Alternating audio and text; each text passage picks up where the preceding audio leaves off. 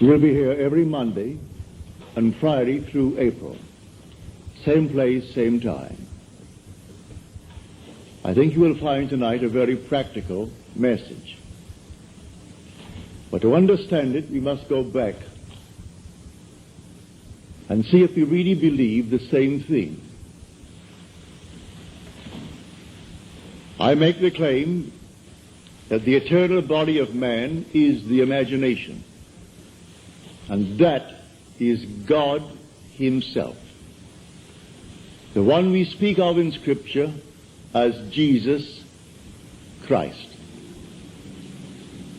Now we are told in Scripture to examine ourselves to see whether we are holding to the faith. Test yourselves, said Paul. Do you not realize that Jesus Christ is in you?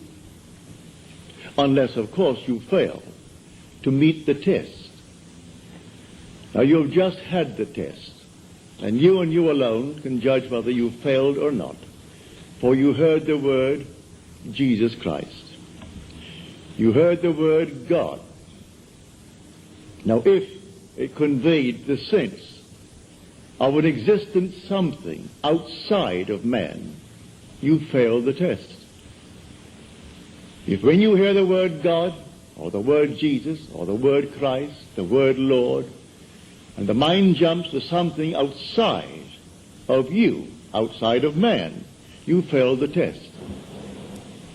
Now we are told, by him all things were made, and without him was not anything made that was made. And that, I tell you, is your own wonderful human imagination. That what is now proved in the world was once only imagined. But this is the greatest of all secrets, the secret of imagining. Something that you and I and everyone in the world should strive to understand. For the secret of imagining is the greatest of all problems, to the solution of which everyone should aspire. For supreme power, supreme wisdom, supreme delight lies in the solution of this mystery. When you actually discover it, you discover God. You're finding the creative power of the universe. And when you find him, he is your own wonderful human imagination. We can only really scratch the surface of this mystery. One, imagination, it seems, will do little for our wish until we have imagined the wish fulfilled.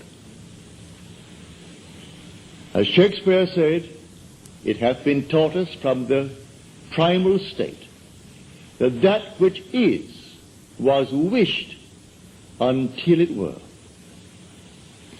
So you and I want something, and we define our objective, how to realize it. If this power is within us, then we are the operant power. We do not seek anyone on the outside. It's simply within us. Well, how do I operate it? If I could put it in this simple little frame, the subjective appropriation of the objective hope is the way to success. It's imagining as if it were true. What would the feeling be like if it were true? So I start from the feeling of the wish fulfilled. I must begin by feeling that I have already arrived. I have already achieved my goal. And catch the mood that would be mine if it were true. And then wear that mood. If I wear that mood as if it were true, I'll realize it in my world. A friend of mine who was here tonight, she thought that she had failed this past November in her visit to Pittsburgh. friends of hers that she knew well, and they were a little bit down because of the seeming recession. One friend had worked for 27 years at Jones and Loughlin, one of the great big steel firms of our country. In the months of September and October, they let out 4,000 workers. He had to put in 3 years and 2 months to complete a 30-year service with the firm. After 30 years, he could retire at a very good, I would say, retirement fund. But he also had 6 more years to go for his Social Security. And they let out 4,000. And then it was rumored in the plant that they're going to close that plant. She reminded him of the use of imagination, which he had used with him successfully in her previous visit to Pittsburgh. Well, he laughed it off. Those things would have happened anyway. She reminded him of 6 distinct requests on his part that he thought he could not realize. Every one came to pass, as she reminded him. And then she took a vision of mine and explained it to him. She said, you know what I told you the last time? That Neville had a vision. Well, the Bible tells us that the depths of our own being speaks to us through the medium of dreams and vision. So here in this dream of mine, call it a dream if you will, it was just as real as this, I was taken in spirit into an enormous mansion. And here 3 generations were present, but one was invisible, and that was the grandfather. The father was explaining to his children the secret of his own father's success. So there was the grandfather now departed from the world, leaving behind him an enormous fortune for the benefit of his son and then his grandchildren. And so the father said to the children, grandfather used to say, while standing on an empty lot, I remember when this was an empty lot. Then he would paint a word picture so vividly of what he intended to do with that empty lot, that it ceased to be an empty lot, and you saw the structure that he intended to build. But he acted as though it was already a completed act. He began with the feeling of having arrived at his ideal for that empty lot.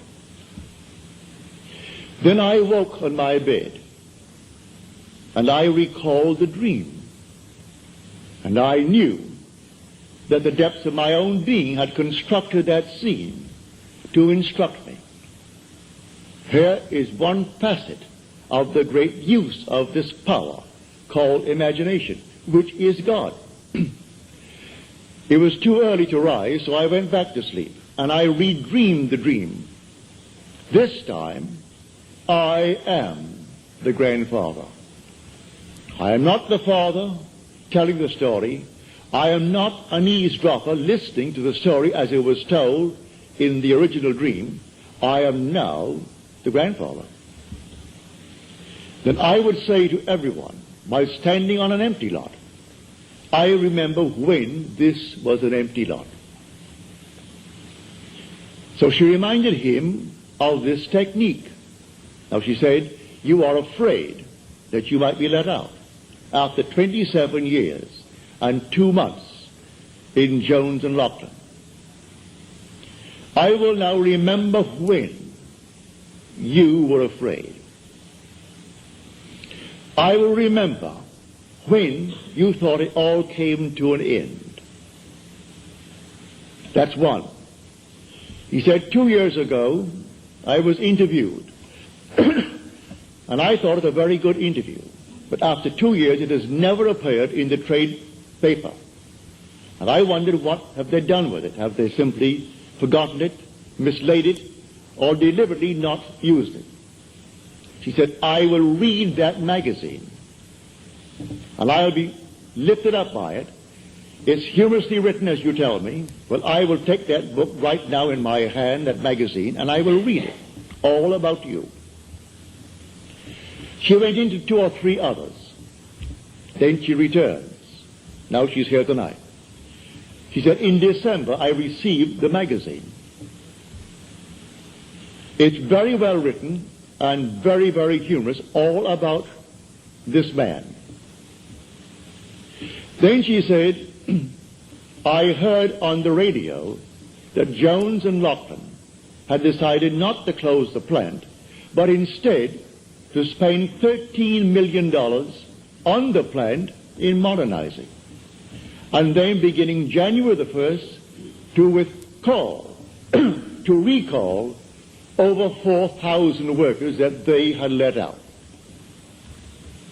Now he is walking on air, but like all of these fellows, he will still forget it.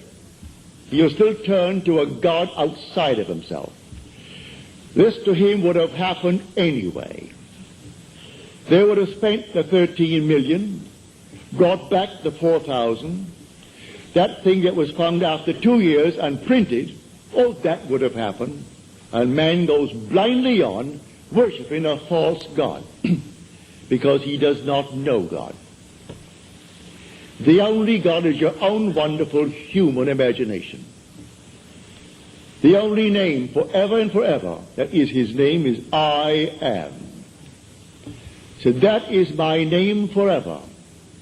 So when you come to the people of Israel and they ask you what is his name, just simply say, I am.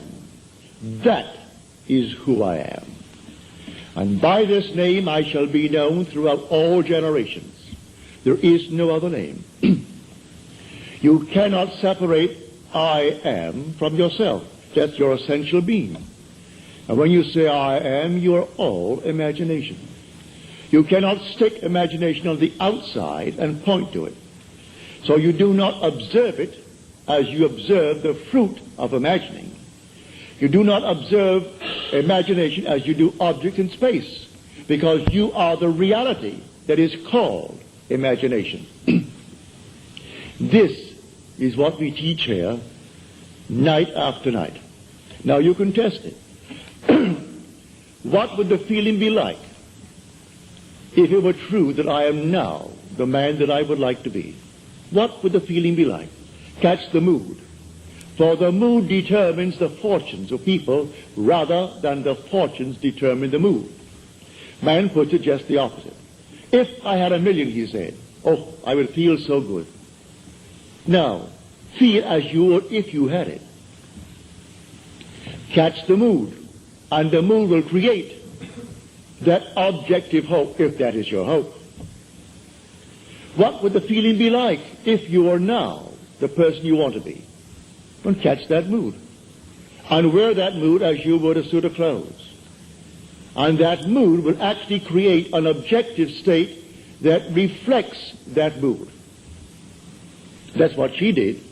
She put herself into a mood, actually feeling that she was reading a story of her friend. And here it came. It's a complete spread, 2 full pages, all about this man.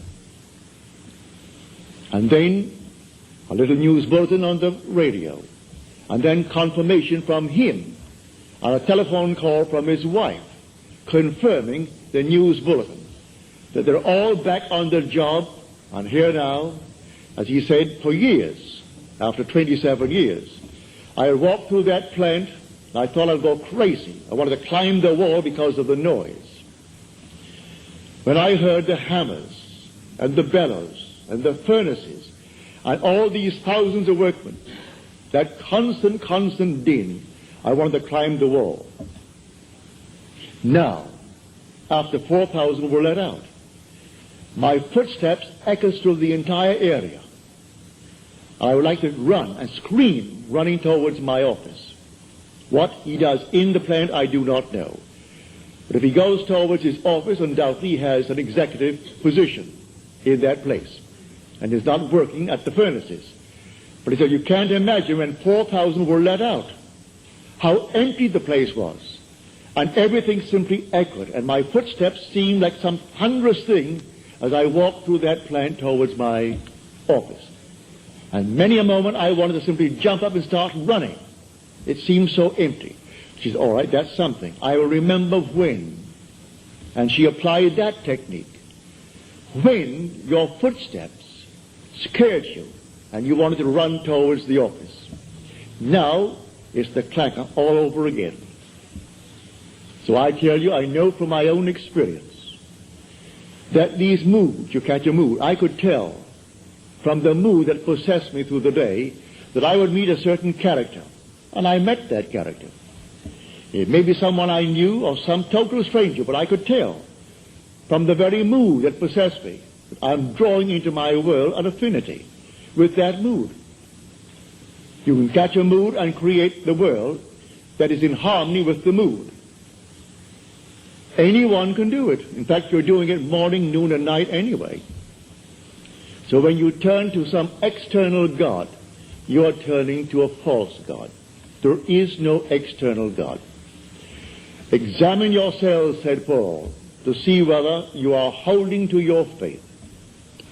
Test yourselves. Do you not realize that Jesus Christ is in you? Unless indeed you fail to meet the test. You've just had the test. So if you think of some being on the outside, when I use the word Jesus Christ, you have the wrong Jesus Christ.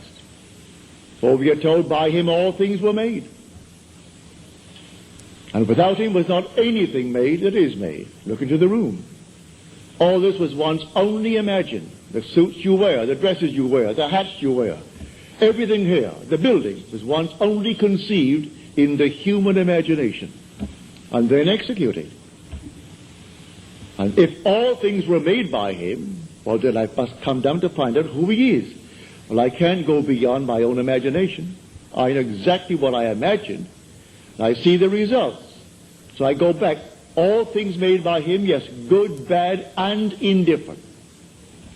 He waits on me just as quickly and just as indifferently when the will in me is evil as when it is good. Is that in Scripture? You'll find it in Scripture. Read it in the book of Deuteronomy. I kill. I make alive. I wound. I heal. And none can deliver out of my hands. I am the Lord. Read it. Read that in the 32nd chapter of the book of Deuteronomy. There is no other God. I am the Lord your God, and besides me there is no other God. I am is that God. As we are told in the 46th Psalm, be still and know that I am God. A man will not believe it, and yet he has evidence morning, noon, and night that his own wonderful creative power, which is his own wonderful human imagination, is producing the phenomena of life. He sees it all around him, but he shuns it away. It's easier for him to genuflect before some little thing made by the human hand. So he put him on the wall and cross himself for luck. I think, no, that's it. That's good. Now I've done my duty today. So he goes to church and he sings the hymns with all the others. And you think, no, I've done my duty, and give generously to the church. Perfectly all right. If you get any pleasure out of it, do it. But that's not serving the true God.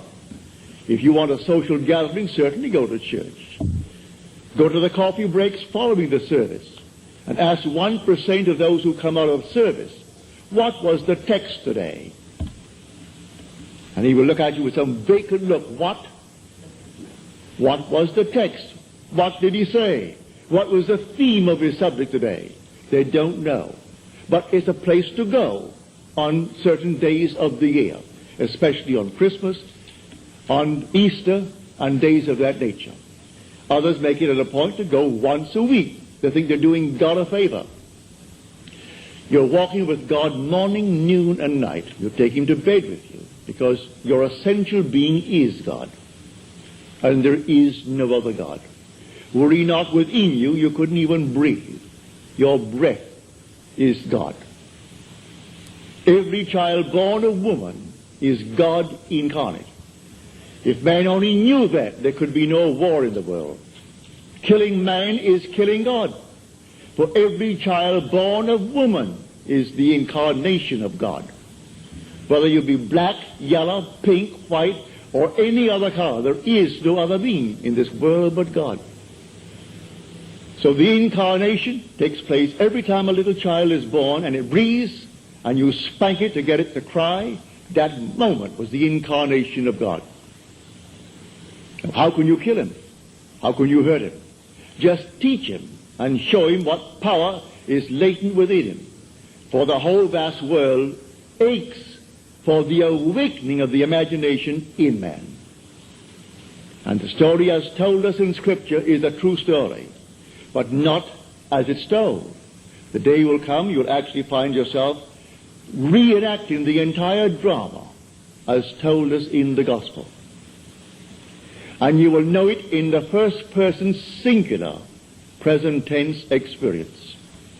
And then you'll know who he is. He comes to us as one unknown, yet one who in the most wonderful, mysterious manner lets man experience who he is. And when you experience who he is, it's all about you. It's not about another. The whole vast drama is all about the individual that you see as a little child right in this wonderful world above us. But here tonight, let us keep it on this level.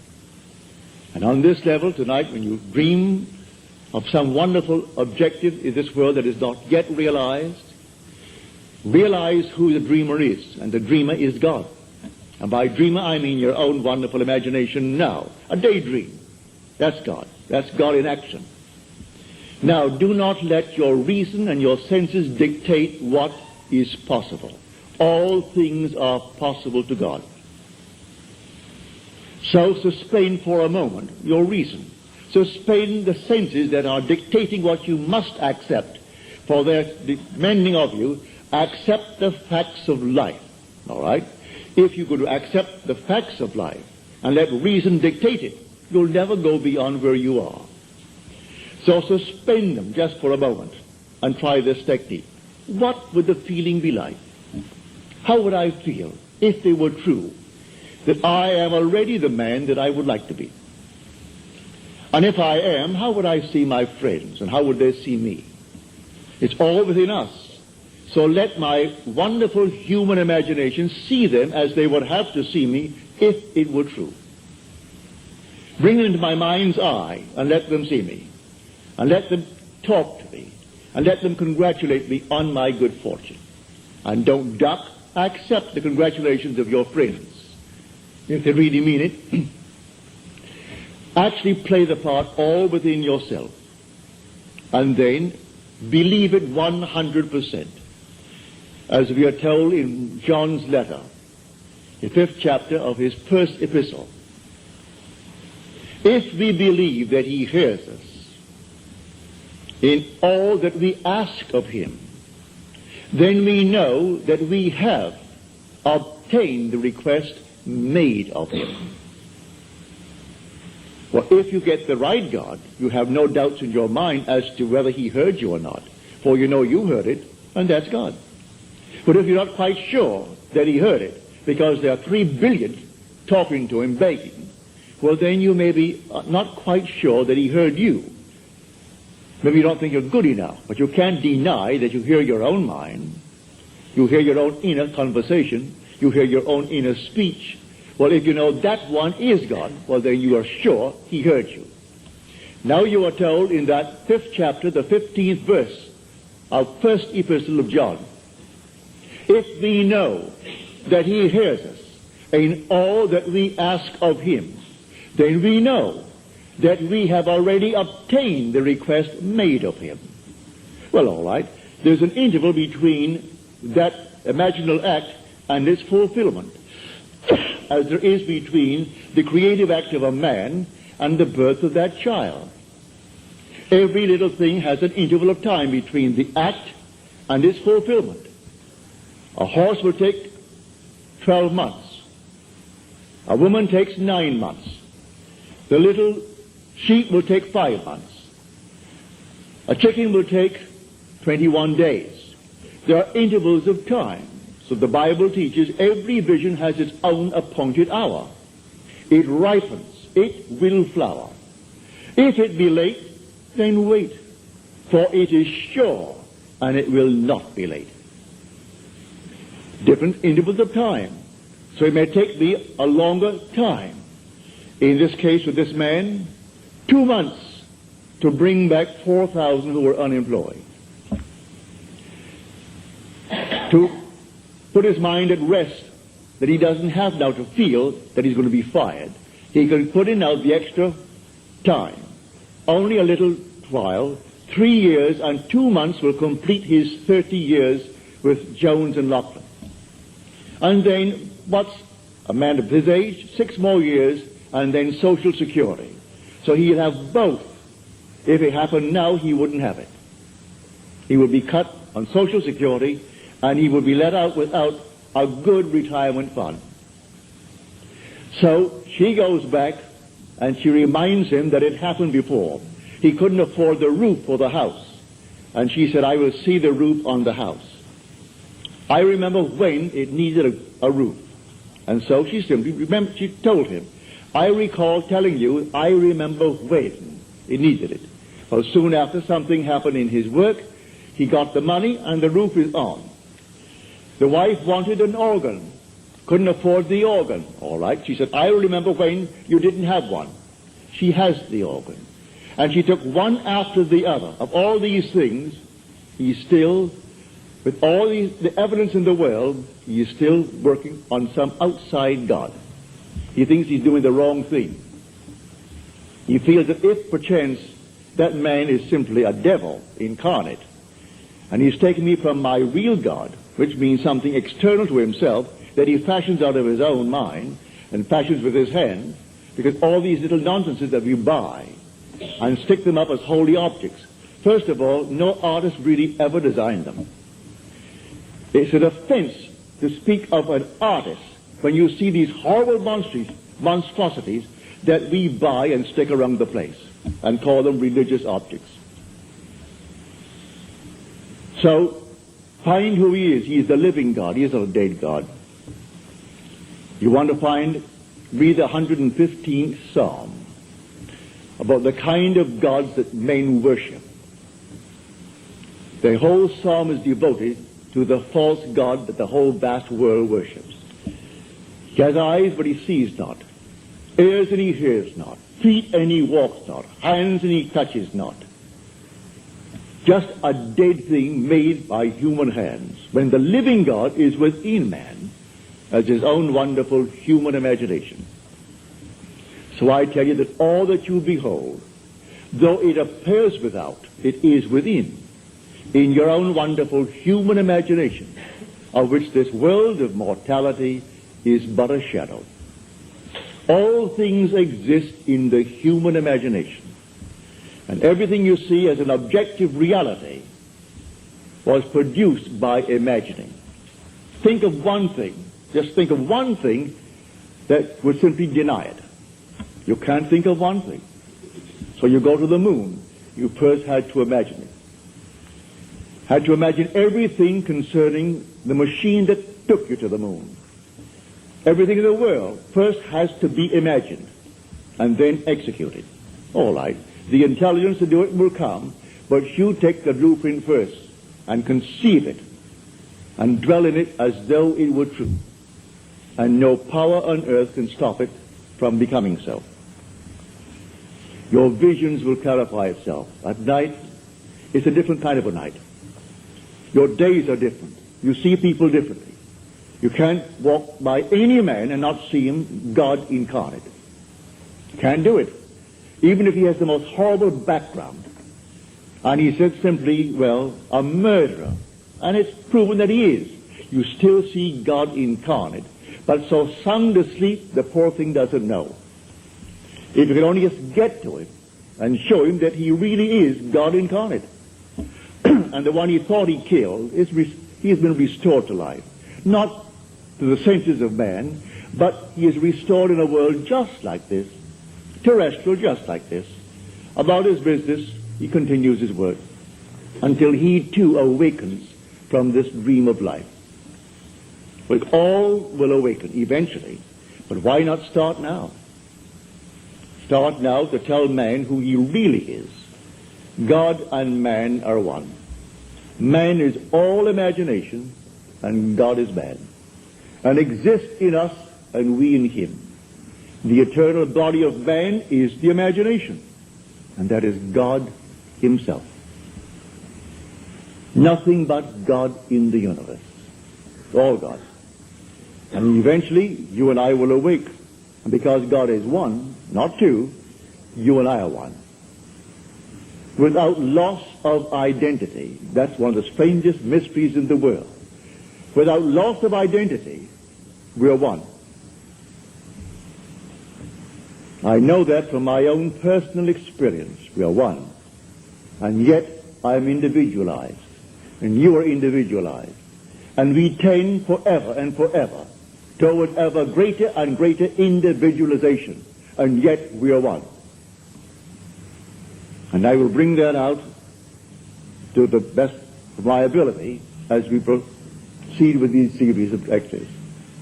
You will hear it. But tonight, if you're here for the first time and you want something practical, you apply what I've told you. First, have an objective. You must have an objective. You can't say, well, I don't know what I want. Well, all right. Come back the next time. Ask yourself, what would I like of life? Don't be ashamed to name it. What would I like of life? Well, then, try to get some objective. Now, prayer, as far as I'm concerned, is nothing more than the subjective appropriation of the objective hope. That is the way to success. I appropriate it subjectively. How do I appropriate a state subjectively? Well, suppose now, this very moment, I wanted a ball, an ordinary baseball. But there isn't a baseball in the room, all right? But I want one. I would actually assume that I am holding a baseball in my hand until I can feel it. You think you can't feel it? Well, now try it. Try to feel what it would be like if you held a baseball. Now, to prove that you have held it, see what it feels like, the difference now, a tennis ball. See any difference? All right, a golf ball. See any difference? A piece of silk. You feel any difference?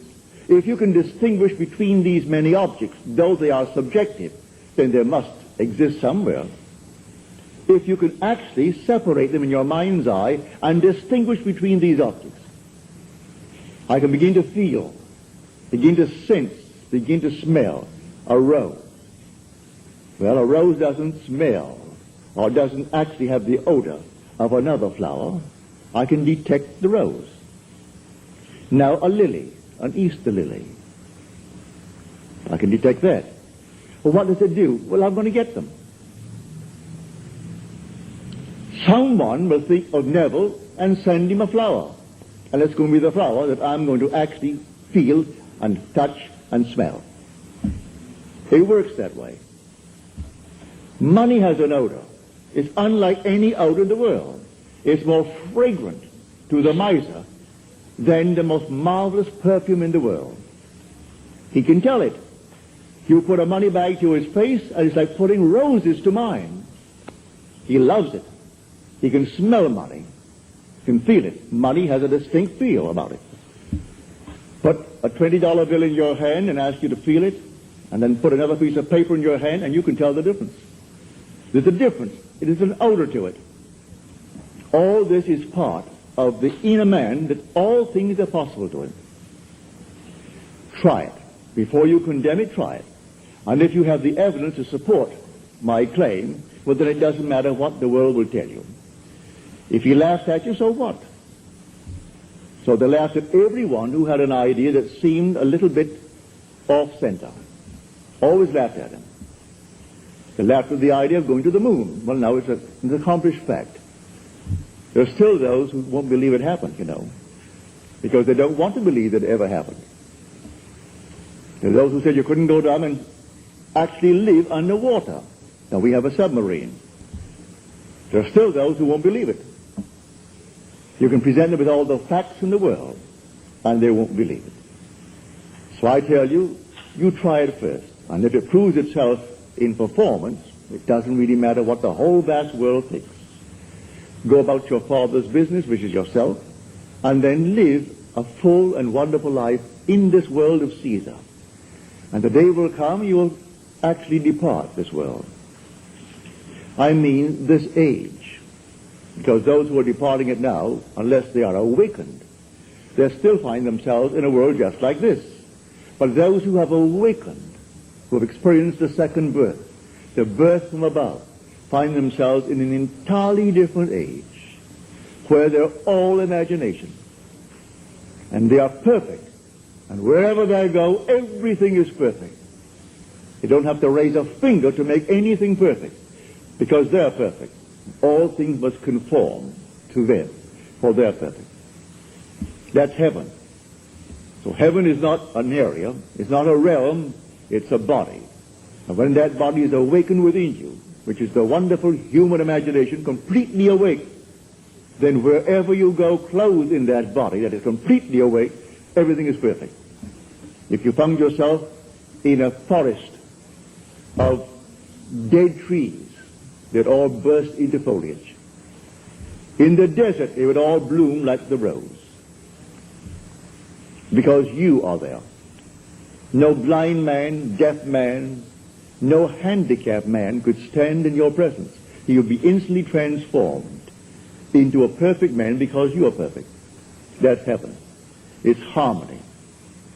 So it's not a place where you're going to go, pearly streets and all that nonsense. No.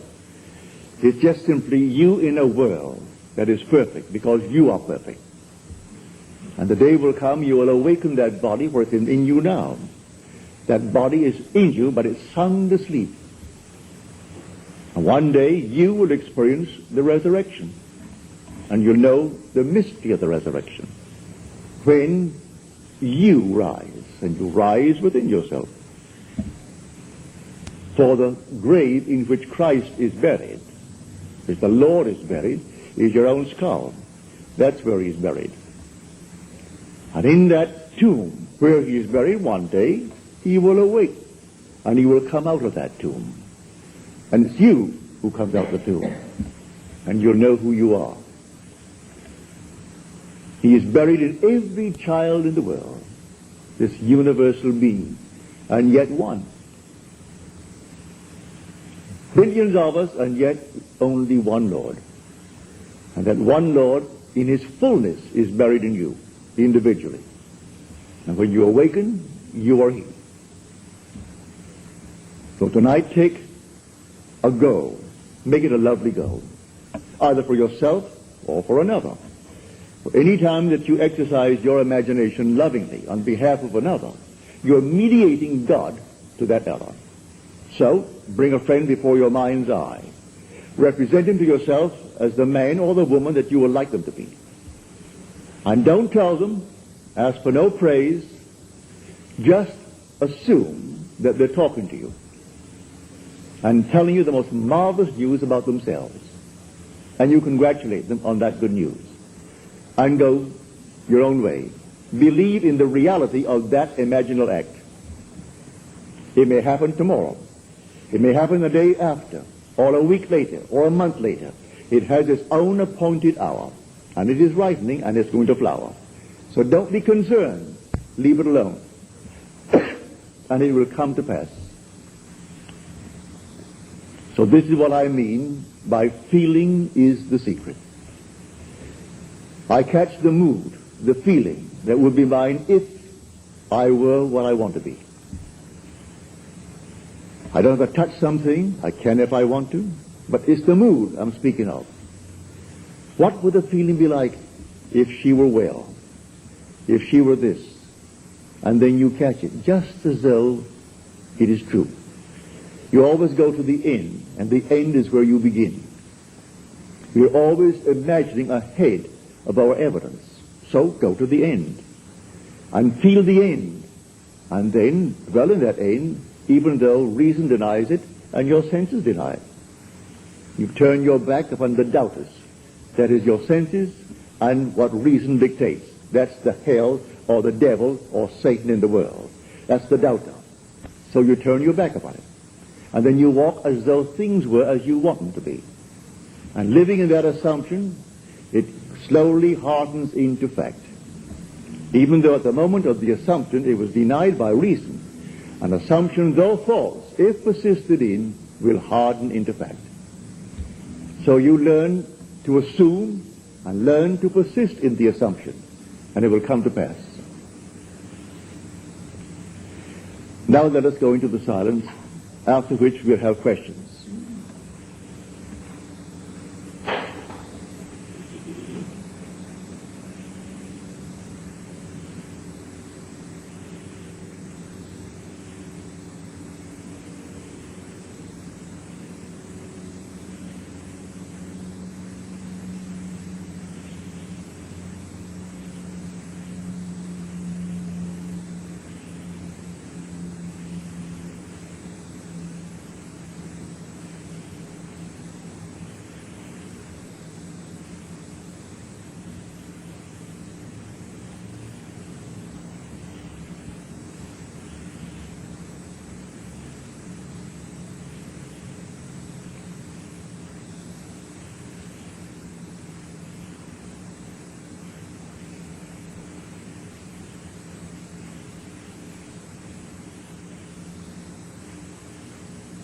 Good. Well, I hope you call it good mood. It'll work. Now, are there any questions, please?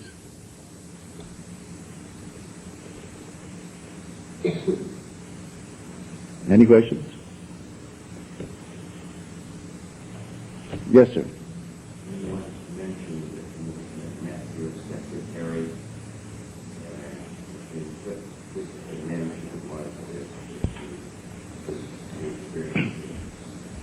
Well, to answer your question, I must go back and explain it to those who are here for the first time. No. I make the statement based upon my own experience that nothing dies. And that's not only true of man, it's true of the flowers, of the animal world, of the trees, of everything. Nothing dies. I am the God of the living, not of the dead. So nothing dies. The little flower that blooms once, blooms forever. It's renewed by the seed of contemplative thought. Well, I had a wonderful friend and secretary.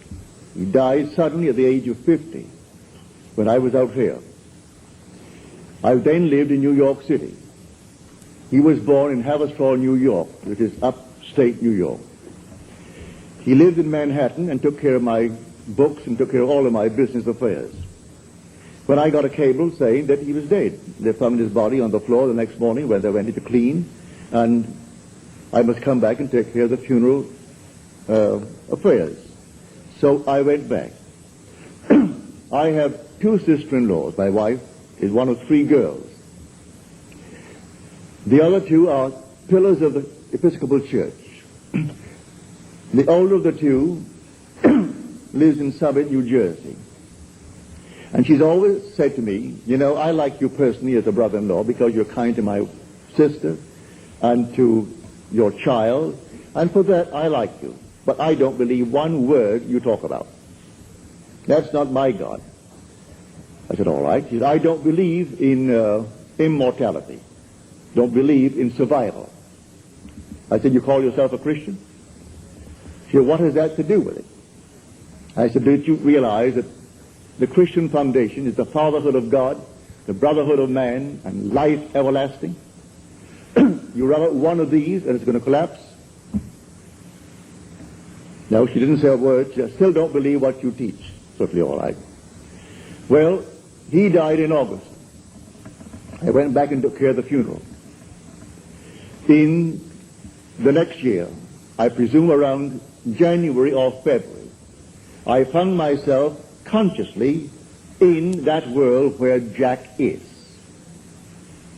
I do it time and time again.